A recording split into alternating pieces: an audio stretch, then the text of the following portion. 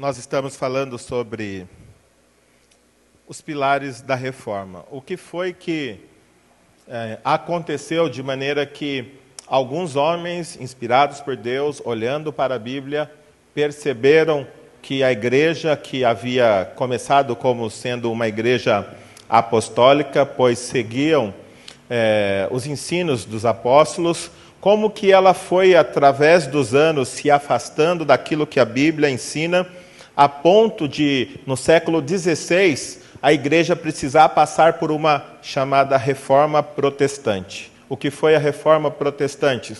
A Reforma Protestante foi uma volta para as Escrituras.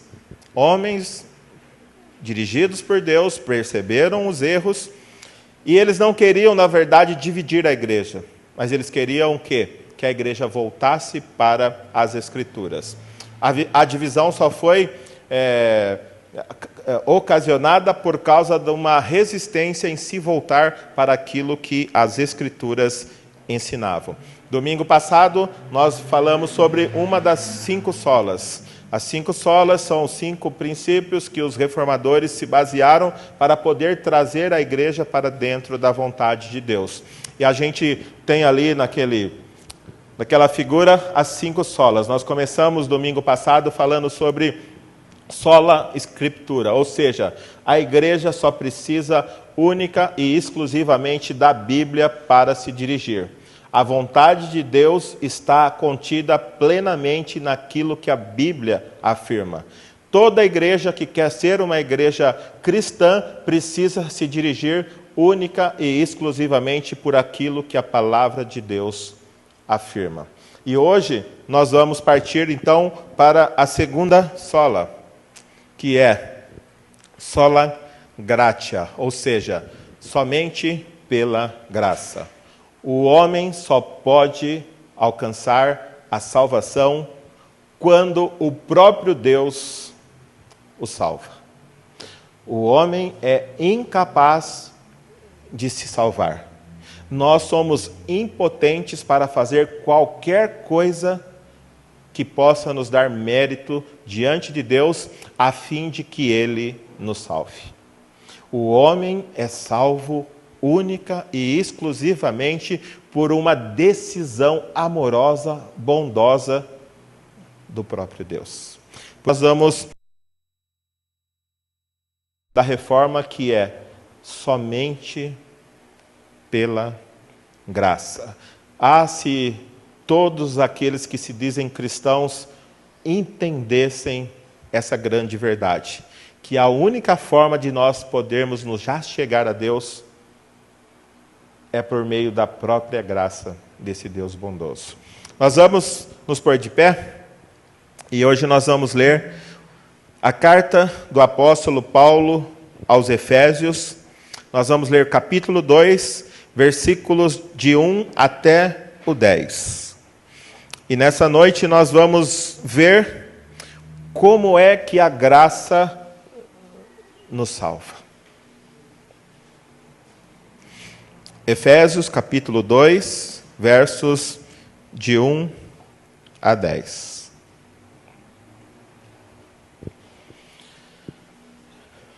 Todos acharam? E peço depois que você permaneça com a sua Bíblia aberta neste capítulo. Diz assim a palavra de Deus: vocês estavam mortos em suas transgressões e pecados, nos quais costumavam viver, quando seguiam a presente ordem deste mundo, e o príncipe do poder do ar, o espírito que agora está atuando nos que vivem na desobediência. Anteriormente, todos nós também vivíamos entre eles, satisfazendo as vontades da nossa carne, seguindo os seus desejos e pensamentos. Como os outros, éramos por natureza merecedores da ira. Todavia, Deus, que é rico em misericórdia, pelo grande amor com que nos amou, deu-nos vida com Cristo, quando ainda estávamos mortos em transgressões. Pela graça vocês são salvos. Deus nos ressuscitou com Cristo e com Ele nos fez assentar nos lugares celestiais em Cristo Jesus, para mostrar nas eras que hão de vir a incomparável riqueza da sua graça, demonstrada em sua bondade para conosco em Cristo Jesus. Pois vocês são salvos pela graça, por meio da fé, e isto não vem de vocês, é dom de Deus, não por obras, para que ninguém se glorie, pois somos criação de Deus, realizada em Cristo Jesus para fazermos boas obras, as quais Deus preparou preparou antes para nós as praticarmos. Oremos. Santo e eterno Deus, creio que uma das mensagens mais maravilhosas que o ser humano pode ouvir é a mensagem da graça que salva. Por isso, essa noite eu quero pedir que o Senhor abra o nosso coração, que o Senhor ilumine os olhos do nosso coração através do Teu Santo Espírito, para que nós possamos compreender a Tua palavra. E que dessa forma nós possamos descansar na Tua graça salvadora. Em nome de Jesus, Pai. Amém. Podemos assentar.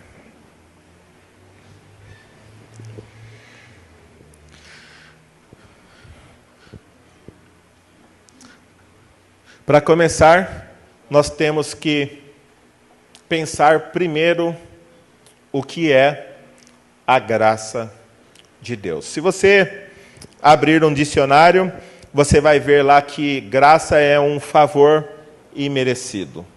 Algo que nós recebemos de Deus, mas que não merecemos. Isso também é verdade. A graça é um favor imerecido.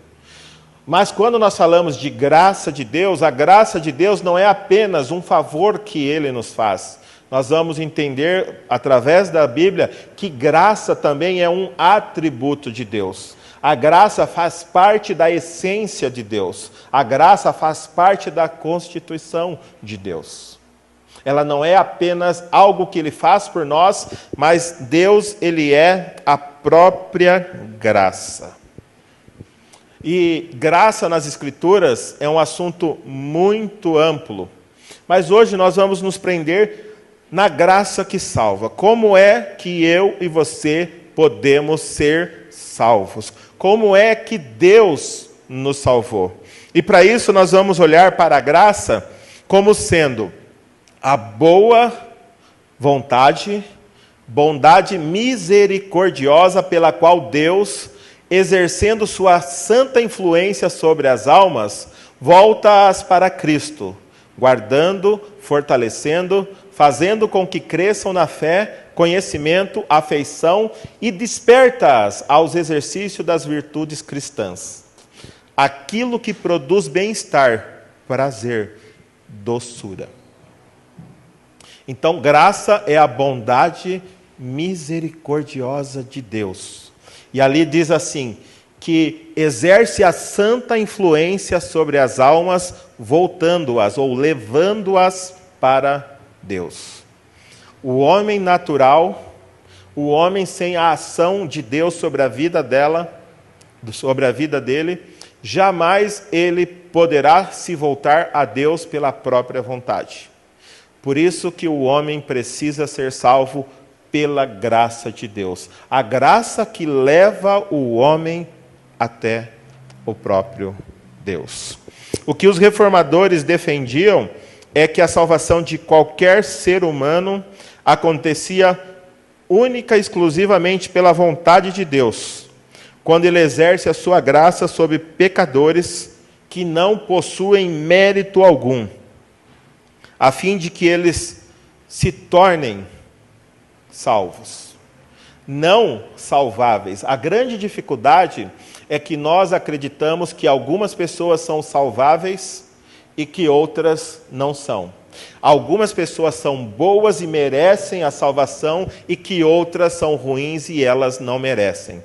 Mas quando a gente olha para o texto que nós vamos analisar, nós vamos perceber que diante de Deus todos estão condenados. E todos precisam da graça de Deus. Não há pessoa, ainda mais aquelas pessoas, sabe qual que é a pessoa mais difícil de ser salva? Sabe qual é a pessoa mais difícil de ser alcançada pela graça? A pessoa boa.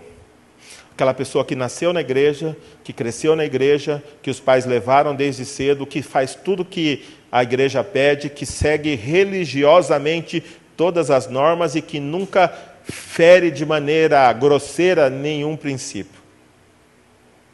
Sabe por que essa pessoa é a mais difícil de ser salva? Porque ela acredita que ela é boa. E sendo boa, ela não precisa de Deus. Mas o texto mostra que todos estão no mesmo pacote antes de serem salvos por Jesus. Tanto religiosos, como aqueles que estão lá na bebida, como aqueles que estão na prostituição. Sem a graça de Deus, todos estão debaixo da mesma condenação. Mesmo frequentando uma igreja, mesmo dando dízimo, mesmo participando de campanhas, mesmo fazendo sacrifício, campanhas das mais variadas, se ela ainda não foi alcançada pela graça de Deus, ela ainda continua distante, perdida, carecendo dessa graça maravilhosa. Então nós entendemos que a graça é a bondade misericordiosa de Deus que leva a nossa alma em direção a Jesus. Sem essa graça agir, jamais eu e você nos voltaríamos para Jesus um dia. Mas agora vamos tentar entender aonde é que essa graça nos alcançou. Sem entender onde ela nos encontrou, é impossível compreender a magnitude dessa graça, a grandeza desse amor de Deus por nós.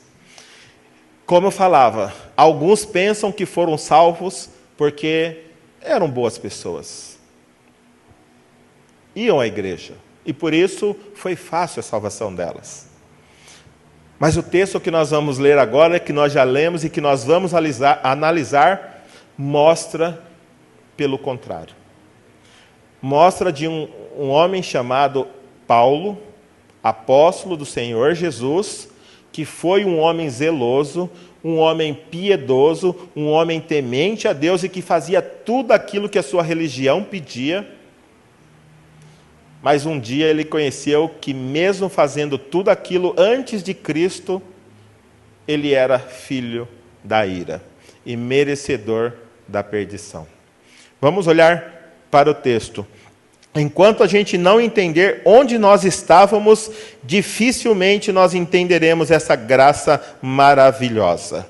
Diante dos desafios que Paulo nos mostra, eu e você temos que analisar realmente como é que nós fomos salvos. Nós nos salvamos ou Deus nos salvou? Mas olhe aonde Deus encontrou cada um de nós. Primeiro, o texto começa a mostrar que nós estávamos aonde? Paulo ele está falando para quem? Para os irmãos que estão ali em Éfeso. A igreja que está em Éfeso, composta por irmãos que já foram salvos, já foram regenerados, já foram alcançados pela graça do Senhor Jesus. Mas Paulo começa a descrever como eles eram antes de serem alcançados por essa graça maravilhosa. E ele fala assim: antes vocês estavam mortos em suas transgressões e pecados, ou seja, delitos e pecados. Delito é um deslize ou um desvio da verdade, um desvio da justiça. É um pecado. E a Bíblia diz que todos nós somos pecadores. E outra questão, ele fala assim, delitos e pecados. O que é um pecado? Pecado é errar o alvo, ou desviar-se do caminho da retidão e honra. Desviar-se da lei de Deus. Pecado é violação da lei divina em pensamento ou em ação. E o texto é claro quando Paulo afirma que todos, antes de Cristo, todos estavam mortos em nossos delitos e pecados. Ou seja, a Bíblia diz claramente, o salário do pecado é a morte. E todos nós somos pecadores, e sem Cristo nós estávamos mortos. Ou seja, sem vida espiritual, incapazes de produzir qualquer bem espiritual. Todos nós estávamos destituídos de uma vida que reconhece e é devotada a Deus, por causa das nossas idolatrias, por causa dos nossos pecados, por causa da nossa ausência de atividade espiritual. Uma pessoa sem a graça de Deus, ela é improdutiva, ela não é capaz de produzir qualquer bem espiritual que leve ela a merecer a salvação. Por isso, eu e você, se estávamos sem Cristo, estávamos mortos, separados de Deus, por causa dos nossos pecados e por causa das nossas transgressões. E se você está aqui hoje e ainda não recebeu Cristo como seu Salvador, se você ainda não foi alcançado por essa graça maravilhosa, você ainda continua morto em seus delitos e pecados. Mas o texto continua dizendo que Cristo nos encontrou aonde? Aonde a graça nos encontrou? Mortos em delitos e pecados, mas seguindo o curso deste mundo. Seguindo aquilo que o sistema sem Deus exalta. Seguindo aquilo que a organização sem piedade deseja e busca. Sem Deus, eu e você vamos querer e desejar apenas baladas, noitadas, orgias, prazeres, brigas, iras, discussões, fofoca, maledicência. Sem Deus, a gente só produz porcaria, só produz coisas que prejudicam as pessoas, prejudicam a família, prejudicam a igreja, prejudicam o vizinho, prejudicam o patrão, prejudicam o funcionário, prejudicam a todos. Sem a graça de Deus, nós só seguimos aquilo que o mundo ensina. E aquilo que o mundo ensina é totalmente oposto àquilo que Deus espera de nós. Mas o texto também diz que antes, nós também vivíamos de que forma? Seguindo o príncipe da potestade do ar. Quem é esse?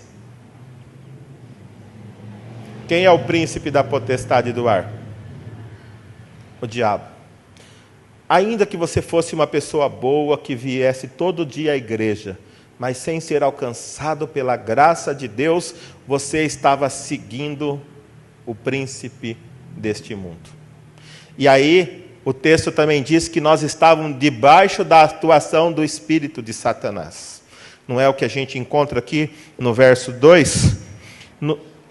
Vocês estavam mortos em suas transgressões e pecados, nos quais costumavam viver, quando seguiam a presente ordem deste mundo, e o príncipe do poder do ar, o príncipe que agora está atuando nos que vivem na desobediência. Uma pergunta: é o Espírito de Deus que habita e guia aqueles que estão vivendo na desobediência? Qual é o Espírito que guia aqueles que estão vivendo na desobediência? O Espírito de Satanás.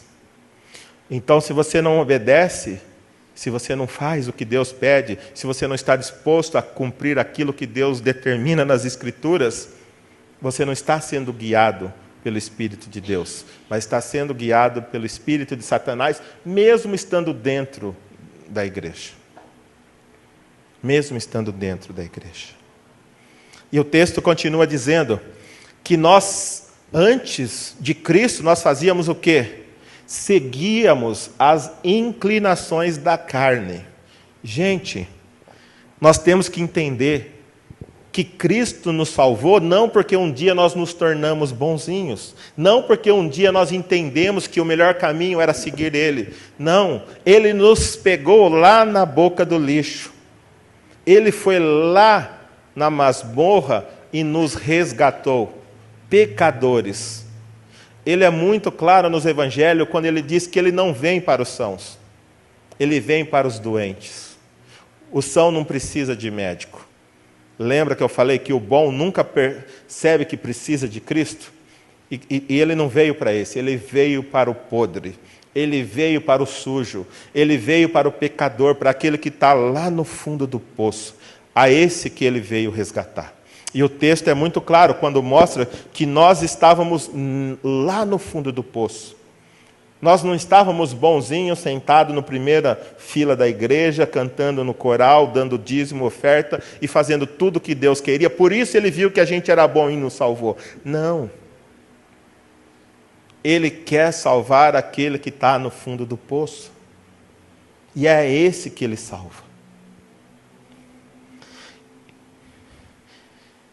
E também o texto diz que nós estamos, de que forma?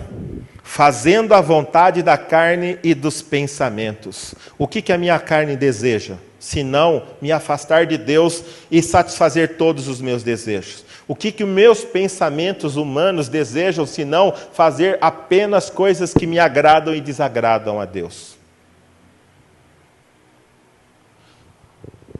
E olha onde que ele nos encontrou. O texto fala que nós éramos, por natureza, o quê? Filhos da ira. Ou seja, se nós fazemos todas essas coisas que desagradam a Deus, naturalmente o que está sobre a nossa vida? A ira de Deus. E nós éramos filhos da ira. Ele não nos salvou por sermos bonzinhos, Ele nos salvou por causa da sua graça maravilhosa, que um dia tocou o nosso coração e nos levou até Jesus, quando nós estávamos aqui. E quando a gente entender que nós não éramos bons, nós estávamos mergulhados no pecado, e lá Ele nos buscou, nós vamos entender então o que é somente pela graça. Deus nos salvou. E nós temos que entender que Paulo ele também diz assim, no verso 3, como os outros éramos por natureza merecedores da ira. Paulo ele está se colocando no meio, mas se você ver a vida dele antes de se converter, você vai ver ele era uma pessoa, humanamente falando, boa. Um cara religioso, um fariseu, um cara que temia Deus, um cara que até chegou a perseguir a igreja, porque pensava que estava fazendo um bem a Deus. Ele era zeloso, mas a Bíblia mostra sem entendimento. Ele fazia o que ele achava que devia ser feito, mas não aquilo que nós vamos ver no verso 10, que Deus preparou para que eu e você andássemos nelas.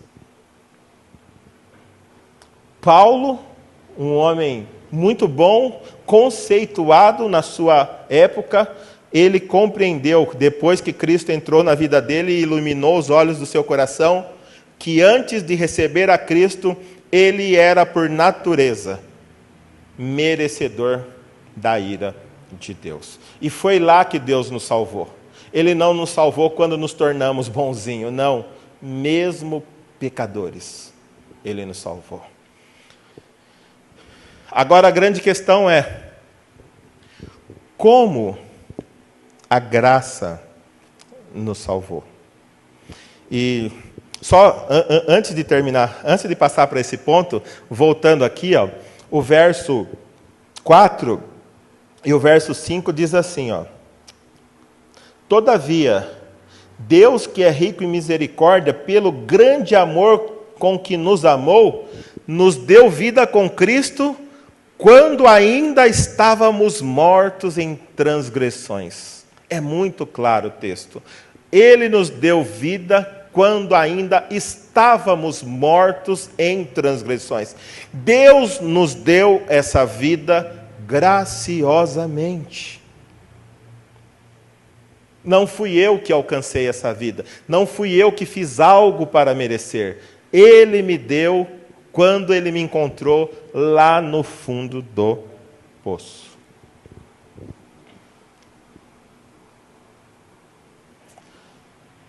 Agora, como que a graça nos alcançou? texto diz assim, ó, Deus deu-nos vida quando estávamos mortos por causa dos nossos pecados. Não havia em nós atividade espiritual alguma. Estávamos mortos, impotentes, destituídos de toda força ou poder para realizar qualquer bem espiritual e até mesmo buscar a Deus ou coisas divinas. Então, como foi que Deus nos salvou? Sendo que eu e você estávamos mortos. Você já viu? Você já foi em velório, não foi? Alguém já conversou com um morto? Com um defunto lá no velório? Algum morto, né, algum defunto respondeu para você? Eu sei que às vezes as pessoas chegam no velório e começam a conversar, ai, porque eu te amo tanto, não sei o que lá, e começa a conversar, mas alguém já viu algum morto responder? E é assim que nós nos encontrávamos diante de Deus. Espiritualmente, nós não tínhamos como corresponder ao amor de Deus. Nós não tínhamos como corresponder a qualquer ação de Deus, se Deus não nos tivesse dado vida antes de nos colocar em condições de entender o amor dele. Olha o que diz o verso 6. Diz assim, ó, 2:6. Deus nos ressuscitou com Cristo. Deus nos ressuscitou. Nós estávamos mortos nos delitos e pecados, sendo filhos da ira, mas Deus nos ressuscitou. E ressuscitar é levantar da morte para uma nova e abençoada vida dedicada a Deus. Ele nos fez viver em Cristo Jesus.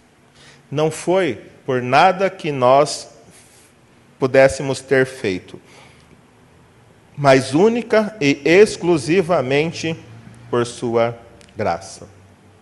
E o mais interessante no versículo 6 é o quê? Nós não conseguimos nem entender de maneira correta ou em toda a sua abrangência, mas o texto diz assim, ó, Deus nos ressuscitou com Cristo e com Ele nos fez assentar nos lugares celestiais em Cristo. Ou seja, quando nós ressuscitamos com Cristo, e Cristo assentou, está sentado à direita do Pai, o texto está dizendo que, por meio de Cristo, Deus também nos fez assentar lá no céu. A nossa ligação com Cristo é tão íntima, tão poderosa, mas ela também é tão misteriosa que nós nem conseguimos entender como é possível nós estarmos debaixo desse sol, vivendo aqui na terra, mas mesmo assim, Deus afirma que estamos assentados com Cristo, lá nas regiões celestiais. Isso é o que o amor, a graça maravilhosa de Deus fez comigo e com você, vis pecadores, mas agora salvos pela graça e colocados diante de Deus por causa de Cristo Jesus. Como Ele nos alcançou? Nos ressuscitando com Cristo. E a próxima é muito interessante. Por que a graça nos alcançou? E eu e você precisamos entender por que você foi salvo. Muitos acreditam que foram salvos porque eram bonzinhos, porque mereciam. Porque eu sou uma boa pessoa, porque eu não faço nada errado, porque eu vou na igreja, porque eu leio a Bíblia, porque eu dou dízimo, porque eu ajudo as pessoas, eu dou esmola, eu ajudo instituições de caridade. Por que Deus te salvou? Porque eu sou um cidadão correto, paga os meus impostos. Por que a graça te salvou? O verso 7 nos mostra claramente por que a graça nos salvou. O verso 7 diz assim: para mostrar nas eras que hão de vir a incomparável riqueza da sua graça, demonstrada em sua bondade para conosco em Cristo Jesus. Por que Cristo nos salvou? Por que Deus nos salvou? Por que a graça nos salvou? Para exaltar a bondade dele. Para mostrar como que um Deus santo, um Deus amoroso, um Deus todo-poderoso, um Deus justo, entrega o próprio Filho para morrer por pessoas pecadoras como eu e você. Para isso, Cristo nos salvou. Por isso a graça nos alcançou, para mostrar a grandeza da bondade de Deus. Para evidenciar às futuras gerações como a riqueza de sua graça para conosco excede qualquer medida.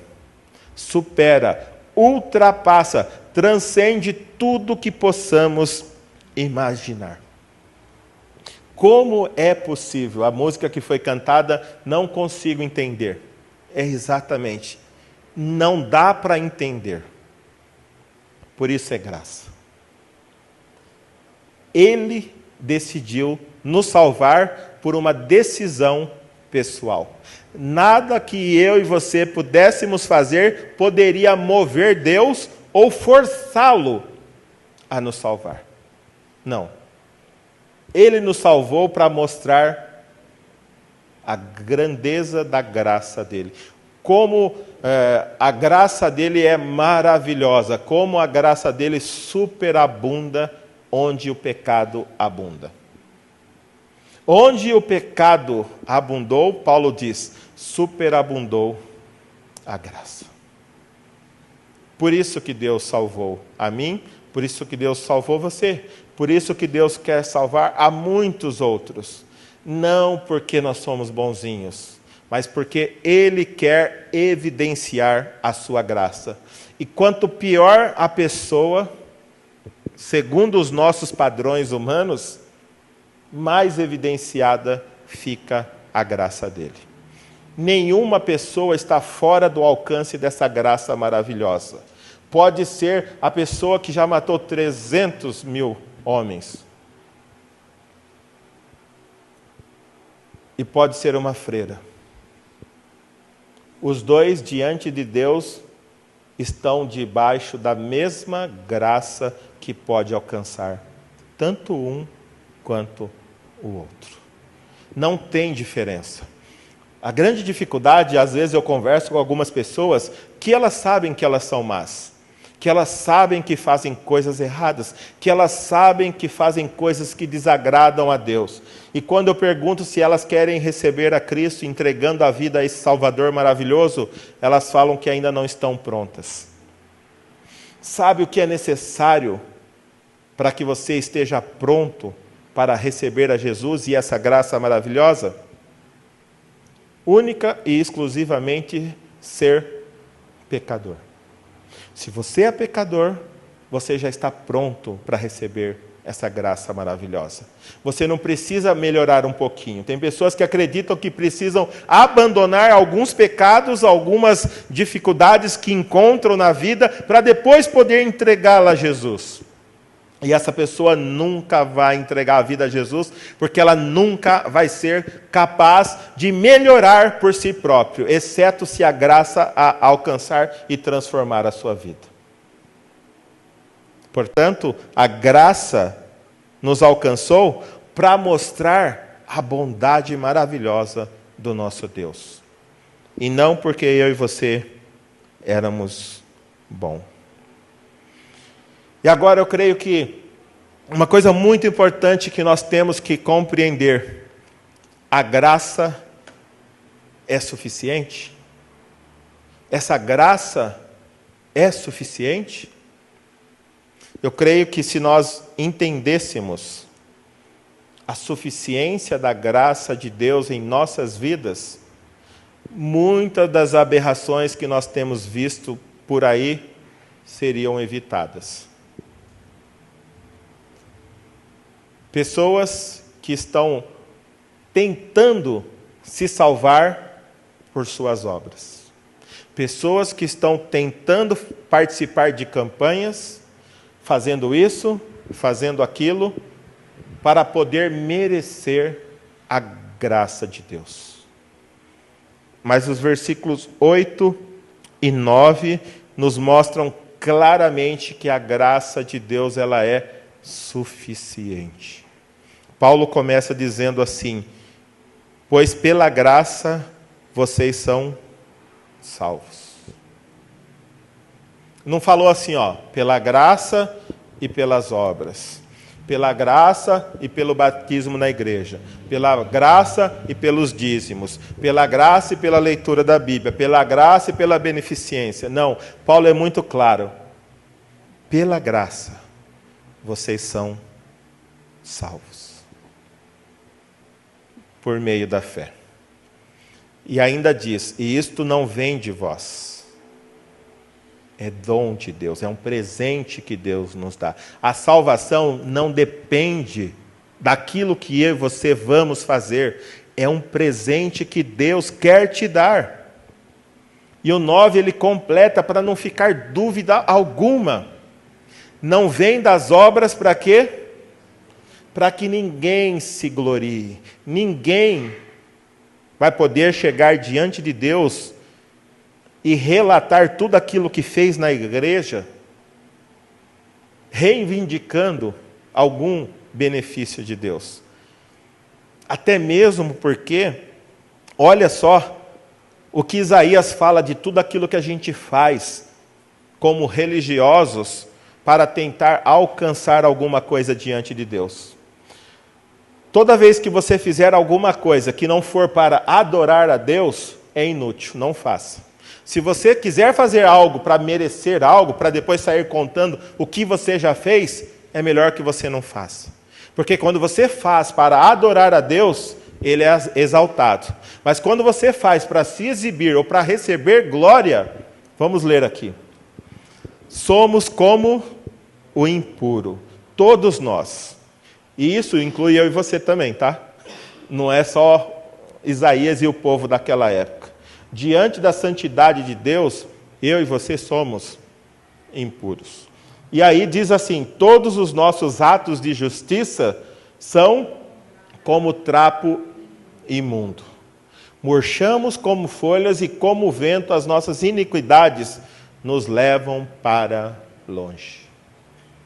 Gente, qualquer coisa que você fizer pretendendo alcançar a salvação, é um trapo de imundície. Sabe o que é um trapo de imundície? Quem já passou ali na 13 de maio, já deve ter visto um senhor sentado ali com uma ferida desse tamanho na perna. Já viu? E que ele fica todo enfaixado, todo enrolado. Quando ele tira aquele trapo, aquele pano, é isso que Isaías está dizendo. Um trapo de imundície. O melhor que você pode produzir por você mesmo, para querer colocar diante de Deus, para merecer algo, é como aquele trapo. Quanto você daria por aquele trapo? Quanto? Se você passar lá e aquele senhor tirou aquele trapo e está lá do lado e ele estiver vendendo, quanto você daria? Como não? É um trapo de imundície. Como não daria nada? Da mesma forma, as minhas obras e as suas obras, em questão de salvação, não vale nada. Se você pensa que vai ser salvo porque você é bom, você é a pessoa mais miserável da face da terra. Você só pode ser salvo se a graça de Deus alcançar você. Outro texto maravilhoso que a gente tem que compreender a respeito da suficiência da graça diz assim,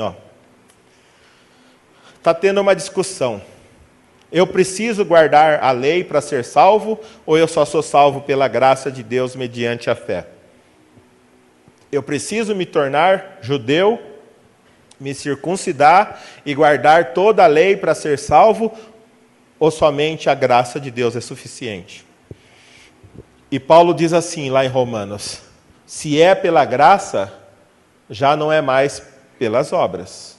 Se fosse, a graça não seria graça. Um favor imerecido deixa de ser imerecido se você tem crédito. Se eu fiz algo para você, estou devendo algo para você, quando eu fizer algo para você, eu não estou fazendo um favor imerecido. Eu só estou pagando aquilo que você merece. Logo, se a salvação depende de algo que nós fizemos, não é mais graça, mas é crédito. Aí Deus é obrigado a nos dar algo. Mas a Bíblia está dizendo exatamente ao contrário. Qualquer coisa que eu e você façamos é trapo de imundície se for para conquistar a salvação. Mas não é pelas obras, por isso que é pela graça. E um outro texto maravilhoso que nós temos que entender, também em Romanos 3, 23, 24, diz assim: pois todos pecaram e estão destituídos da glória de Deus. Não tem mais glória, não tem nada em nós que possa relembrar a Deus por causa dos nossos pecados. Só que o texto continua: sendo justificados gratuitamente por sua graça, por meio da redenção que há em Jesus, em Cristo Jesus. Gente, nós pecamos, e os nossos pecados nos tornam mortos em nossos delitos. Logo, a única forma de eu e você sermos salvos é sendo justificado gratuitamente pela graça de Deus, por meio de Jesus Cristo. Não é por aquilo que você fez, mas é por aquilo que Jesus fez lá na cruz do Calvário. Logo, se eu e você precisamos fazer algo, nós estamos dizendo que aquilo que Cristo fez lá na cruz é insuficiente. Mas ele, antes de morrer, qual foi a última palavra? Está consumado. Eu fiz tudo o que era necessário. E se ele consumou a obra da salvação, não resta nada que eu e você precisemos fazer. Nós não podemos fazer nada. Nós não temos nada a fazer, a não ser crer. E até mesmo a fé vem de Deus. Se a graça não levar o seu coração para crer em Deus, jamais seremos salvos. Agora, a questão é o seguinte: já vimos que a graça de Deus, ela é suficiente. Você é salvo única e exclusivamente pela graça. Às vezes há uma confusão. As pessoas dizem assim, que a igreja romana afirma que a salvação não é pela graça. A igreja romana não afirma que a salvação não é pela graça. A igreja católica afirma que a salvação é pela graça. Mas qual é a diferença de afirmar que a salvação é pela graça, de a salvação é somente pela graça? Muita diferença. A salvação é pela graça, eles concordam que é pela graça, mas eles concordam que você precisa participar também dos... como é que chama? Fugiu a palavra. Das cerimônias, mas tem Oi? Não, eles falam assim, dos sacramentos, desculpa. Você precisa participar dos sacramentos, ser batizado, primeira comunhão, crisma, casamento e tantas outras coisas, que sem essas coisas você não pode ser salvo. Mas a Bíblia afirma que é somente pela graça. Somente pela graça. A diferença está aí.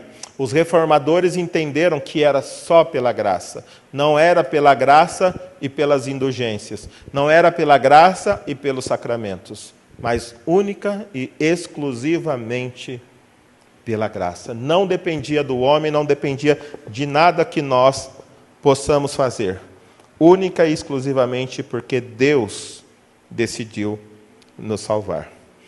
Agora que nós entendemos que nós somos salvos única e exclusivamente pela graça, precisamos também compreender para o que a graça nos salvou. Nos salvou para que a gente possa ser feliz. Tem muita gente que só vai para a igreja porque quer ser feliz, mas não está nem aí com Jesus e pelo sacrifício dele. Me salvou, agora eu vou ficar rico, agora eu vou ter dinheiro. Será que é para isso? Me salvou, agora os meus problemas todos vão cessar. Eu não vou ter mais nenhuma dificuldade na vida. Será que é isso? Eu estava doente, então agora eu vou para a igreja e Deus vai me salvar e vai me curar. Será que é isso? Será que as dificuldades cessaram? Paulo, ele não tinha dificuldade alguma quando ele não era cristão. Pelo contrário, ele era a dificuldade dos cristãos. Ele que perseguia. Ele que dava trabalho para os cristãos. Mas depois que ele foi salvo, foi apedrejado, até quase a morte, naufrágio, 3 vezes chicoteado em praça pública, açoitado com vara. Deus não nos salvou para sermos felizes. A felicidade é o resultado de você estar dentro da vontade dele, independente da situação que você está passando. Se você foi alcançado, você pode ser feliz estando dentro da vontade dele, com ou sem dinheiro, com ou sem saúde, com ou sem dificuldade. Você pode ser feliz por estar dentro da vontade de Deus. Mas por que ela nos salvou? Creio que nós temos que entender 2 extremos que precisamos evitar. E esses 2 extremos são defendidos por Paulo, em Romanos, e por Tiago. O extremo que Paulo estava combatendo era o legalismo. Ou seja, você foi salvo, mas para ser salvo você precisa guardar a lei e fazer tudo aquilo que a lei pede. Então era legalista, faz um monte de lei e todos têm que cumprir para ser salvo. E Paulo falava, nós somos salvos pela fé. O justo viverá pela fé. Deus nos salva pela graça, nos justificando por meio da fé. Você não precisa guardar a lei para ser salvo. Aí então surge o outro grupinho, que sai do 8, agora ele vai lá para o 80. Já que eu sou salvo, eu não preciso fazer as obras, então eu vou deitar e rolar. Eu vou curtir a vida adoidado, por quê? Eu não preciso de obras, eu só sou salvo pela graça. Aí Tiago vem e escreve, a fé sem obras é morta, inoperante. Ou seja, Paulo combate o legalismo, e Tiago combate a libertinagem. Então, como que nós podemos chegar no meio termo? Você é salvo única e exclusivamente pela graça. Mas quem é salvo anda não mais guiado pelo espírito de Satanás, mas agora pelo Espírito de Deus produzindo boas obras. Não é o texto? O que diz o verso 10? Porque somos criação de Deus, realizada em Cristo Jesus para fazermos boas obras, as quais Deus preparou antes para que nós as praticássemos. Ou seja, lembra Paulo antes da sua conversão, ele fazia grandes obras pensando estar fazendo um bem para Deus, mas ele estava destruindo a igreja. Então, não são as obras que eu e você pensamos que devemos fazer, mas aquelas obras que o próprio Espírito dele vai nos guiar para fazermos. E aqui diz que são as boas obras que ele já preparou de antemão para que nós as praticássemos. Não é o que você quer, mas aquilo que ele já determinou que você deve fazer. De antemão ele já preparou. Existem dois extremos que devem ser evitados na vida cristã: o legalismo e a libertinagem. Ambos foram combatidos de maneira veemente nos livros de Romanos e Tiago. Esses dois livros não contradizem um ao outro, eles apenas combatem cada um desses extremos separadamente. Logo, você não pode falar que faz obras para ser salvo e nem deixar de fazer obras porque você já é salvo.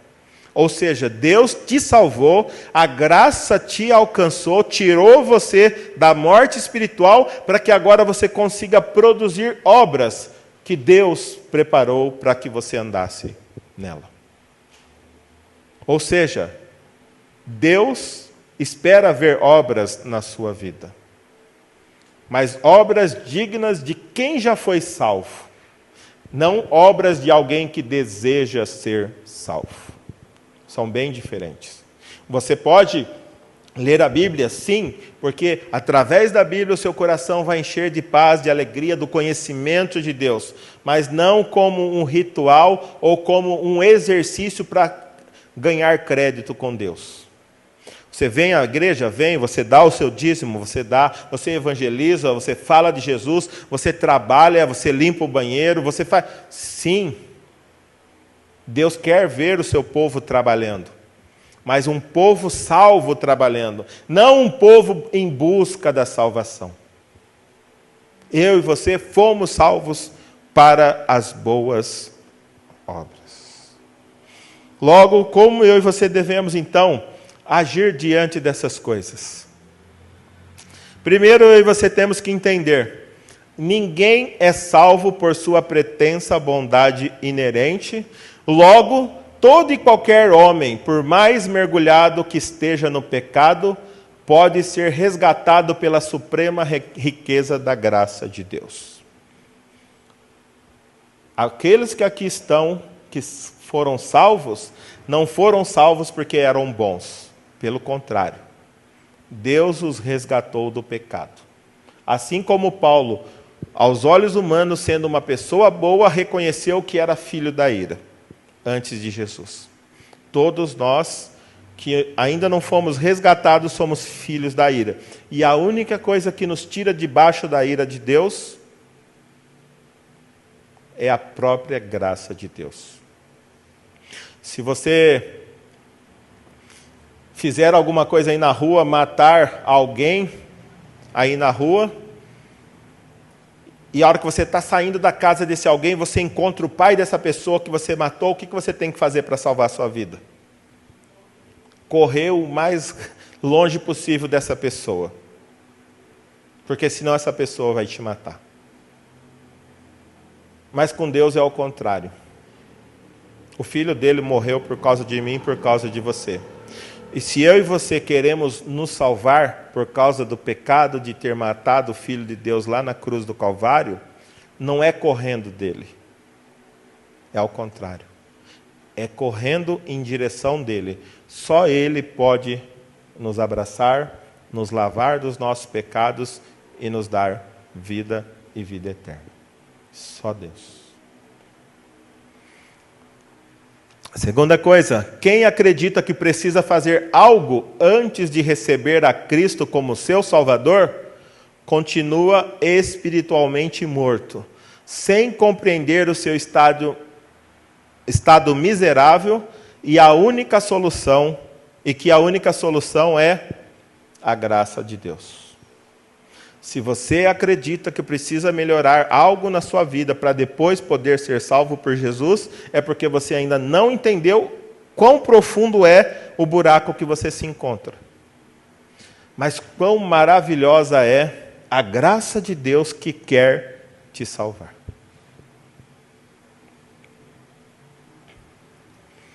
A graça de Deus é a graxa que possibilita a engrenagem da salvação funcionar suavemente, sem os entraves que os nossos pecados provocam.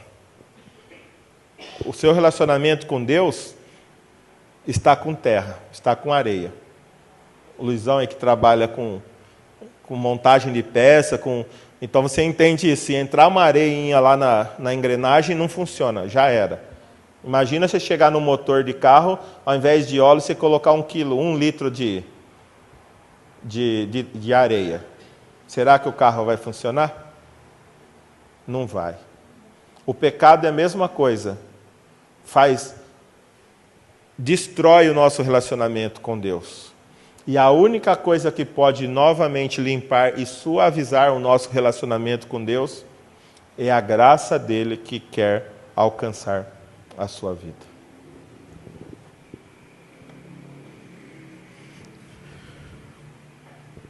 Assim como a salvação é pela graça, tudo o mais na vida cristã é pela graça. Qualquer iniciativa humana para merecer algo de Deus, como campanhas, promessas, votos, sacrifícios, são inúteis para merecermos qualquer bênção de Deus. Não importa o que você faz. Porque tem gente que encosta Deus na parede, né? Deus, eu estou indo na campanha. Essa semana é o 7º dia. Se o Senhor não responder a minha oração, aonde que está escrito na Bíblia que Ele é obrigado a fazer aquilo que nós falamos para Ele? Aonde? Entenda, da mesma forma como Ele busca você lá no fundo do poço pela graça, Ele também promete suprir todas as nossas necessidades pela graça. Você não precisa fazer nada. Ele sabe o que você precisa. Ele sabe do que você necessita. Logo, Ele dá não porque você encosta Ele na parede. Ele só dá porque Ele é bondoso. Ninguém pode falar o que Deus tem que fazer. Ele é soberano, Ele está acima de tudo e acima de todos. E tudo o que temos é a graça de Deus. Paulo diz, eu sou o que sou pela graça. Não tem outro caminho. Você não pode encostar Deus na parede. Aquele que pensa que está encostando Deus na parede é porque não sabe com quem está falando. Só isso. Tudo que você precisar, a mesma graça que te salva, ela vai te conceder. E assim como a graça de Deus restaura o nosso relacionamento com Ele, todos os demais relacionamentos que temos podem ser restaurados pelo agir maravilhoso da graça bondosa. Não importa o que está acontecendo na sua vida, não importa o que está acontecendo na sua casa, na escola, no trabalho, na vizinhança, na igreja, não importa. Tudo é suprido pela graça de Deus. Tudo o que você precisa.